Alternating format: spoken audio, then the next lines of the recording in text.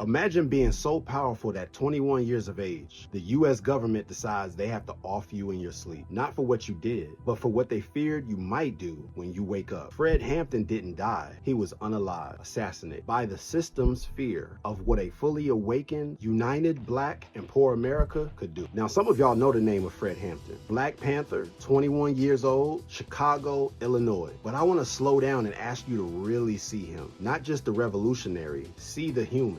Fred, he was born in Summit, Illinois, and grew up in a working class family. He was smart, funny, a gifted speaker. By 18, he was organizing NAACP youth chapters. At 20, he was feeding the kids in the neighborhood through the Panthers free breakfast program before the government even thought about doing it. And by 21 years of age, he was bringing rival gangs, Puerto Rican activists, and even poor white folks rocking Confederate flags all under one banner. He called it the Rainbow Coalition. You know how much trust you gotta have for people to bring the skinheads and the streets together? That ain't just leadership, that's straight up a miracle. And here's what the government knew. Fred wasn't trying to burn the system down for sport. He was building something in its place. That's what made him dangerous. J. Edgar Hoover, the same man who called MLK Jr. a threat, said the Black Panthers were the internal threat to America. Not because of guns, but because of their unity, because they were feeding people, educating people, and healing them. And Fred, he was simply the heartbeat. There's even a scene in the movie Judas and the Black Messiah that's actually true, where a politician simply said, we can't lock him up, because if we do, he will radicalize the prison. He'll organize them. So what's the next move? They didn't lock him up. They laid him down. And on December 4th, 1969, Chicago police, working with the FBI, raided his apartment at 4:45 a.m. in the morning. Fred was already drugged, doped up by an informant, asleep next to his 8-month pregnant fiance, Akua. You're young, you're in love, you got a baby on the way, your fiance is 8 months pregnant. And the same government that talks about liberty and justice for all is loading their weapons and is outside your bedroom door. They fired over 100 bullets into that little apartment, and only one bullet was fired back at them. One. And that was a reflex. Fred didn't shoot, Fred didn't run, Fred was unconscious. They executed him in his sleep, and this was all a part of the plan. In the head, point blank, Akua heard one of the officers say, he's good and gone now. That's not a raid, that's assassination. You ever wonder how dangerous a person has to be to make the most powerful government in the world say, we can't simply jail him, we have to erase him? They feared Fred Hampton, and it wasn't because of crime, it was because of clarity. He made poor people feel powerful, and he made Black folks feel possible.